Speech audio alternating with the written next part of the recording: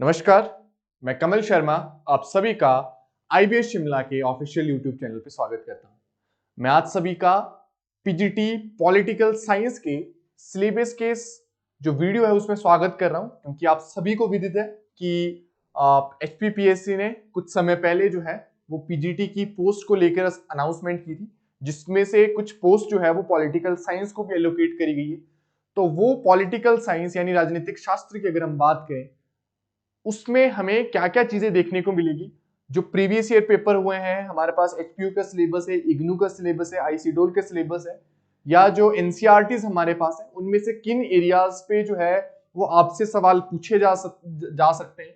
Previous years में किन areas पे जो है स्पेसिफिक फोकस रहा है। और हम लोग जो है जो आईबीएस शिमला जो अपना बैच 16 नवंबर से जो आपके लिए लेके आ रहा है, उनमें हम किन किन एरियाज को कवर करेंगे, उन सभी चीजों पे हमारा इस वीडियो में जो है वो डिस्कशन रहेगा। इसमें हम हिंदी और इंग्लिश दोनों में हमने सिलेबस आपके लिए तैयार किया है, ताकि आप दोनों तरीकों से ये समझ सकें कि अगर आप हिंदी माध्यम से इस एग्जाम को देंगे या इंग्लिश माध्यम से इस एग्जाम को देंगे, तो किन किन एरियाज पे जो है आपको वो फोकस करना पड़ेगा, किन किन एरियाज के बारे में आपको जानकारी होना जरूरी है। ठीक है, तो ये हमारी जो है वो पीजीटी पॉलिटिकल साइंस की जो है वो सिलेबस से रिलेटेड क्लास रहेगी, जिसमें हम सिलेबस जो है वो डिस्कस करेगा किसके, पीजीटी पॉलिटिकल साइंस का। अगर हम हिंदी वाले तरीके से बात करें तो हमारे पास जो सबसे पहले जो टॉपिक आता है वो आता है राजनीतिक सिद्धांत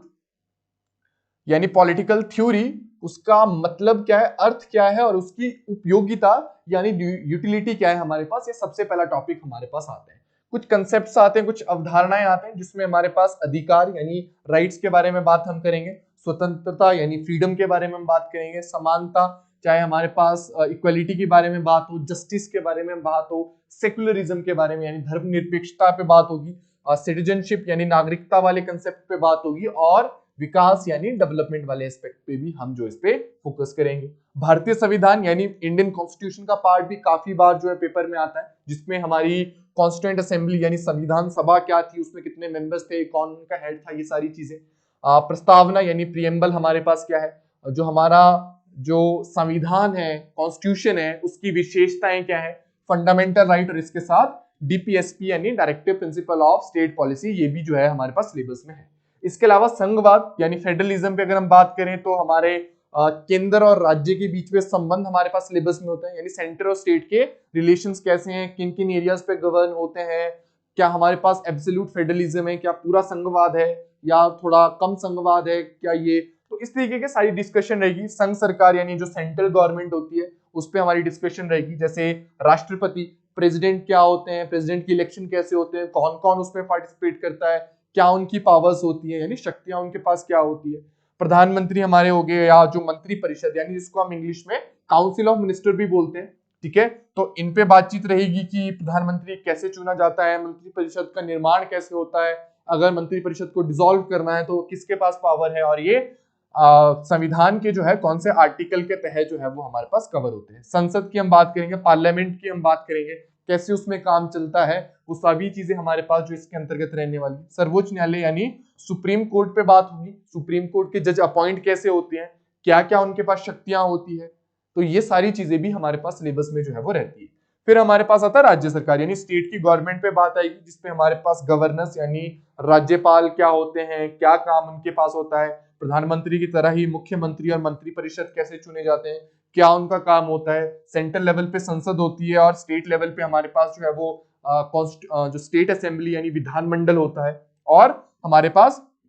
सुप्रीम कोर्ट जैसे सेंट्रल लेवल पे होता है, स्टेट्स में जो है हाई कोर्ट होता है। हाई कोर्ट की शक्तियां क्या है, उनकी शक्तियां किस तरीके से सुप्रीम कोर्ट से अलग है, हाई कोर्ट ऐसा कौन सा काम करता है जो सुप्रीम कोर्ट नहीं कर पाता है, या उनके द्वारा अपॉइंटमेंट किस किस किस लेवल पे होती है। या आपके अगर प्रीवियस ईयर पेपर में देखें तो ये भी आता है कि राष्ट्रपति जो है किन किन लोगों की अपॉइंटमेंट करते हैं, किन की वो अपॉइंटमेंट नहीं करते हैं। तो हम जो है इन सभी चीजों पे हमारा जो है वो डिटेल डिस्कशन रहेगा। अगर हम बात करें स्थानीय सरकार, जिसको हम बोलते हैं इंग्लिश में लोकल गवर्नमेंट, आजकल जैसे हम बोलते हैं पंचायती राज सिस्टम हमारे पास हो गया, या अर्बन लोकल बॉडी जिसमें हम बोलते हैं म्युनिसिपल काउंसिल, म्युनिसिपल कॉर्पोरेशन, ये सारी चीजें हमारे पास जो है इसका पार्ट है। यानी हम जो है इसे स्थानीय सरकार, जिसको हम डिसेंट्रलाइजेशन भी बोलते हैं, पावर की डिसेंट्रलाइजेशन, ठीक है, यानी शक्तियों का विकेंद्रीकरण जो हमारे पास आता है, ये सारी चीजें जो है इसमें डिटेल में हम आपके साथ कवर करेंगे। ठीक है, भारतीय राजनीति के बारे में बातचीत इसमें रहती है। ठीक है, ये सारा सिलेबस है जो आपको पीजीटी पॉलिटिकल साइंस के लिए प्रिपेयर करना जरूरी है। तो हम किन किन एरियाज पे हमारा फोकस भी रहेगा, जो हमारा पीजीटी पॉलिटिकल साइंस का बैच होगा,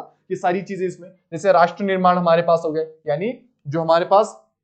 राष्ट्र निर्माण पे हम बात करेंगे, जो पार्टी प्रणाली है हमारे पास, जैसे हम पार्टी सिस्टम है कि भारत में जो सरकार है वो आपने देखा होगा डिफरेंट पॉलिटिकल पार्टीज है, वो पॉलिटिकल रैलीज करके मोबिलाइज करके जो है वो लोगों का वोट पाने की कोशिश करते हैं। यानी तो पार्टी प्रणाली पे बात करेंगे, उनकी चुनौतियों पे बात करेंगे, और हालिया विकास जो है वो क्या हो रहा है भारतीय राजनीति में उस पे भी बात करेंगे कि जो हालिया स्थिति में जो भारतीय राजनीति की जो स्थिति है वो किस ओर जा रही है, क्या उनकी सब चीजें आती है, तो उन चीजों पे भी हमारा डिस्कस रहेगा। आईआर यानी हमारे पास जो है इंटरनेशनल रिलेशन जिनको हम बोलते हैं, यानी अंतरराष्ट्रीय संबंधों से जुड़ी हुई जो है हमारे पास चीजें इसमें रहेगी, जिसमें कोल्ड वार यानी शीत युद्ध जिसको हम बोलते हैं वो क्या होता है, क्या उस समय स्थिति थी, इन पे बातचीत रहेगी। जो शीत युद्ध है यानी जब कोल्ड वॉर की समाप्ति कब होती है, जब हमारे पास जो है सोवियत यूनियन जब डिसइंटीग्रेट होता है या वो बढ़ जाता है, तो उसके बाद हमारे पास किस तरीके से जो है शीत युद्ध की समाप्ति होती है। जो कंटेम्पररी वर्ल्ड है यानी जो समकालीन दुनिया है, ठीक है, उसमें जो अमेरिका की जो हिजेमोनी जिसको बोलते हैं, जिसको आधिपत्य बोलते हैं, वो कैसे स्थापित होता है, क्या उसमें जो है कैरेक्टरिस्टिक्स हमारे पास आते हैं। ठीक है, और हमारे पास क्या उसकी जो है परिदृश्य है, उपकरण और चुनौतियों के बारे में, यानी जो हमारे पास अंतरराष्ट्रीय संबंधों से ये चीजें हैं, इन पे हमारी डिस्कशन रहेगी। कुछ जो अंतरराष्ट्रीय संगठन होते हैं, जैसे यूनाइटेड नेशन हमारे पास हो गया जिसको हम संयुक्त राष्ट्र बोलते हैं, यूरोपीय संघ हमारे पास हो गया जिसको हम यूरोपियन यूनियन कहते हैं। ठीक है, आसियान हमारे पास हो गया, association of south east Asian nation जिसको हम बोलते हैं। इस पे आपको सवाल जो है वो 2016 में भी देखने को मिला था कि एशियान जो है वो कब फॉर्म किया गया था। ठीक है, सार्क जिसको हम बोलते हैं, South Asian Association of Regional Cooperation, SAARC पे हमारी डिस्कशन रहेगी। ठीक है, और ये हमारे पास नाम movement which is non alignment movement, जो भारत ने आफ्टर इंडिपेंडेंस अपनाया था कि हम जो है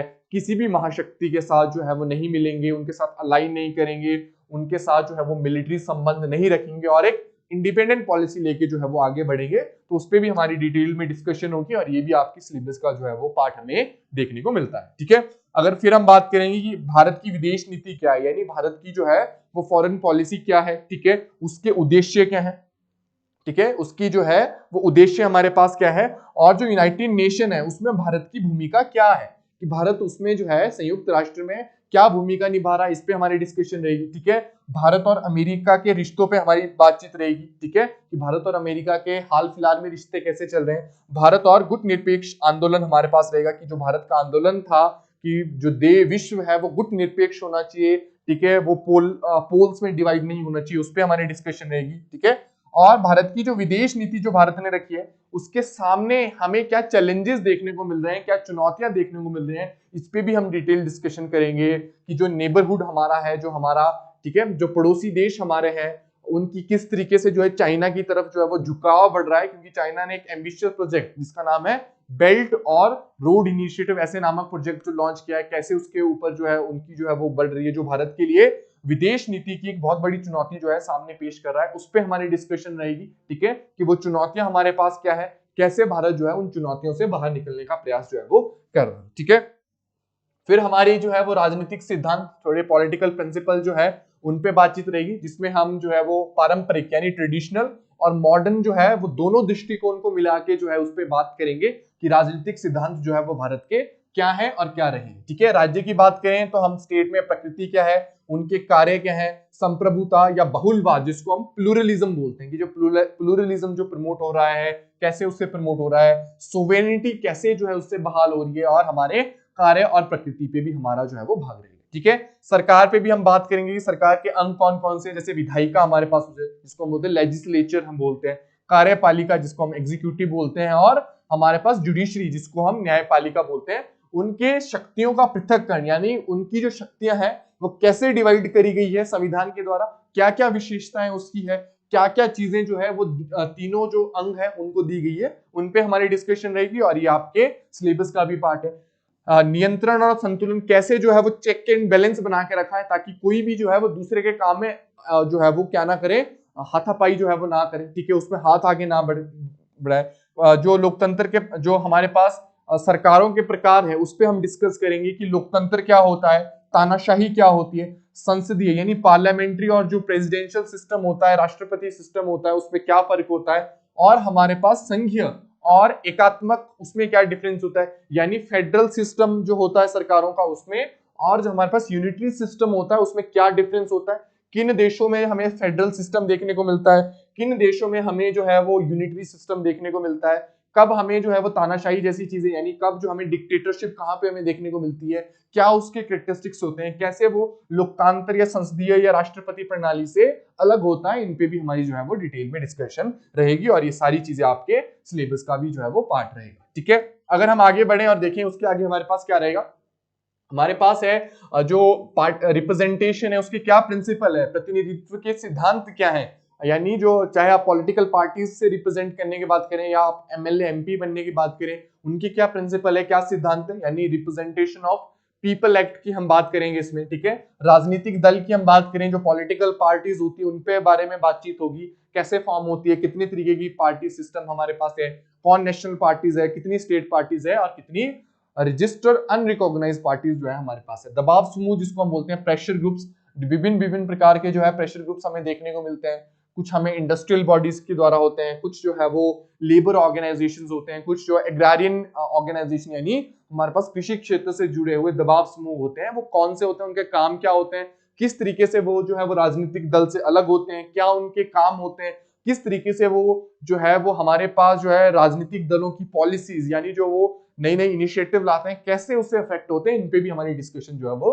डिटेल में रहेगी। ठीक है, फिर हमारे पास कुछ पॉलिटिकल थिंकर्स यानी राजनीतिक विचार वाले, जैसे प्लेटो हो गया हमारे पास, कौटिल्य हो गया, माशियावेली हो गया, होबेस हमारे पास हो गया, लॉके हमारे पास हो गया, रूसो हो गया, बेंथम हो गया, मिल्स हो गया, मार्क्स हो गया, नारोजी हो गया, गांधी हो गया, अरबिंदो हो गया, अम्बेडकर हो गया, नेहरू और लोहिया जी। इनके जो राजनीतिक विचार थे या जो इनके राजनीतिक प्रिंसिपल्स थे वो क्या क्या थे, क्योंकि अगर आप प्रीवियस ईयर सवालों को देखें तो आपको देखने को मिलता है कि 15 से 20 सवाल जो है इन थिंकर्स पे भी जो है वो आते हैं, कि ये जो आपको एक स्टेटमेंट दी जाएगी, आपके सामने लिखा होगा कि ये जो स्टेटमेंट है कौन से थिंकर ने, कौन से जो है वो राजनीतिक विचार से हमारे पास आती है, तो इसके बारे में आपको पता होना चाहिए, जिसको भी हम जो है वो डिटेल में डिस्कस करेंगे कि इन जो हमारे पास राजनीतिक विचारों से रिलेटेड जो हमारे पास हस्तियां थी उनके राजनीतिक विचार क्या आते हैं, क्या ये कहते हैं, ठीक है, और हमें उनसे क्या सीखने को मिलता है, क्या वो राजनीतिक परिप्रेक्ष्य में क्या बातें जो है वो कर रहे थे। ठीक है, अगर हम बात करेंगे फिर कि जो भारत की लोकतंत्र है उसकी गतिशीलता के बारे में, यानी जिसमें हम पार्टी सिस्टम भी डिस्कस करेंगे, कास्ट सिस्टम भी डिस्कस करेंगे, क्षेत्रवाद की राजनीति यानी रीजनलिज्म भी डिस्कस करेंगे, और नए सामाजिक आंदोलन यानी जो नए सोशल मूवमेंट जो डेवलप हो रहे हैं उन पे भी जो है हम बातचीत जो है वो इसमें करेंगे, जो आपके सिलेबस का पार्ट है। ठीक है, अब फिर हम जो है पड़ोसी देशों के साथ, ये भी जो है हमारे पास अंतरराष्ट्रीय संबंधों से जुड़ा हुआ रहेगा, यानी इंटरनेशनल रिलेशन से जुड़ा हुआ रहेगा, कि हम जो है वो फिर जो भारत के जो पड़ोसी देश हैं, जो भारत के नेबरिंग कंट्रीज हैं, उनके साथ भारत के रिश्ते क्या हैं, उनको कैसे याद रखना है, उसके लिए भी आपको कुछ एक्रोनिम, कुछ जो है कोड वर्ड बताए जाएंगे ताकि आप चीजों को रिमेंबर रख सके। जैसे आपने जो डिफरेंट ऑर्गेनाइजेशन देखी, जैसे अभी हमने लिखा था ऊपर सार्क लिखा था, ठीक है, हमने जो है वो एशियान लिखा था, हमने और भी जो है वो काफी ज्यादा ऑर्गेनाइजेशन के नाम जो ऊपर लिखे थे, उनको याद कैसे करना है, उनको अगर ये सवाल पेपर में आता है कि कौन कौन से देश जो है इन ऑर्गेनाइजेशन से जुड़े हुए हैं, उनको याद कैसे करना है, तो उनके लिए आपको जो है वो कोड वर्ड या हम बोल सकते हैं जिसे हम इंग्लिश में बोल सकते हैं एक्रोनिम भी हमने कुछ रेडी किए हैं, जिसके द्वारा आपको उनको रिमेंबर रखने में आसानी होगी, आप चीजों को जो है वो इजिली जो है वो क्या कर पाएंगे, याद रख पाएंगे, और बिना पैनिक के आप चीजों को कर सकते हैं। ठीक है, फिर हमारे पास जो है बिहेवियरलिज्म आता है और पोस्ट बिहेवियरलिज्म यानी जो व्यवहारवाद था और जो व्यवहारवाद के बाद वाला जो स्थिति है उन पे हम डिस्कशन करेंगे। ठीक है, हम जो है राजनीतिक व्यवस्था, ठीक है, उस पर डिस्कशन हमारी रहेगी, संरचनात्मक पे रहेगी, उसमें कैसे वो कार्य करता है। ठीक है, राजनीतिक विकास यानी हमारे पॉलिटिकल डेवलपमेंट और पॉलिटिकल जो कल्चर है यानी राजनीतिक जो संस्कृति भारत में है उस पर भी जो है हमारा डिस्कशन रहेगा। ठीक है, अमेरिका और भारत दोनों में जो है वो फेडरलिज्म चलता है यानी संघवाद जो है वो चल रहा है, उसकी गतिशीलता पे बात करेंगे कि कैसे जो है वो प्रॉस्परस है या नहीं है, गतिशील है या नहीं है, क्या दोनों के संघवाद में डिफरेंस है, उस पर हमारा डिस्कशन रहेगा। और अंतरराष्ट्रीय राजनीति के अध्ययन के लिए भी हम चीजें देखेंगे, जिसमें हम देखेंगे इसका दृष्टिकोण क्या है, राष्ट्रीय शक्ति और राष्ट्रीय हित की जो है वो हम अवधारणाएं जो इसमें देखेंगे। ठीक है, यानी अंतरराष्ट्रीय राजनीति के अध्ययन के क्या दृष्टिकोण है, क्या उसकी राष्ट्रीय शक्ति है और राष्ट्रीय हित की अवधारणाएं भी हमारे पास जो है इस सिलेबस में रहेगी। तो ये सभी चीजें जो है हमें जनरली देखने को मिलेगी। मैं आपको फिर से रिमाइंड करा दूं कि जो आईबीएस शिमला जो आपके लिए पीजीटी पॉलिटिकल साइंस की या जो डिफरेंट और भी सब्जेक्ट्स है जैसे पीजीटी हिस्ट्री हो गया, पीजीटी हिंदी हो गया, उनकी क्लासेस जो है आपको ऑनलाइन और ऑफलाइन दोनों माध्यम से मिलेगी। ये नंबर है, इस पे आप कांटेक्ट कर सकते हैं। और 16 नवंबर से जो है वो फुल फ्लेश बैच आपको मिलेगा जिसमें आपकी पेपर 1 और पेपर 2 दोनों की तैयारी करवाई जाएगी। जैसा कि आप सभी को विदित होगा कि इस बार जो है कमीशन ने पेपर 1 और पेपर 2 में जो है आपके पीजीटी के पेपर को जो है वो क्लासिफाई किया है, आपको बांटा है। तो उसी तरीके से आपकी तैयारी होगी। जो प्रीवियस ईयर पेपर हुए हैं उनको लेकर भी कुछ समय में आपके पास डिस्कशन आएगी। तो आपकी जो तैयारी रहेगी वो पूरी एग्जाम पर्सपेक्टिव से फुल फ्लेज और एक मेन स्ट्रीम होकर रहेगी। तो मेरे ख्याल से आपको इस कोर्स को जरूर अवेल करना चाहिए क्योंकि इसमें हमें सारी डिटेल में डिस्कशन रहेगी। और सबसे अच्छी बात क्या रहेगी कि जब भी आप कोई टॉपिक करेंगे उसके साथ आपको जो है वो प्रैक्टिस के लिए,